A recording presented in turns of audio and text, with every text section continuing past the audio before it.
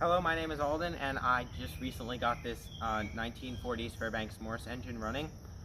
It is a very interesting engine. It is a hit-or-miss engine, and I'm going to fire it up for you. So here we go. Hit the decompression valve, and I'm going to cover the intake with my hand to choke it, and then it should fire up.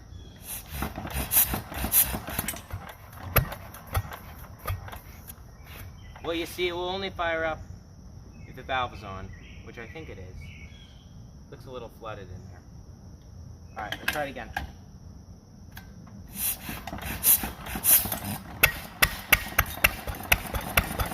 There she goes. This engine has what's called a hit-or-miss governor.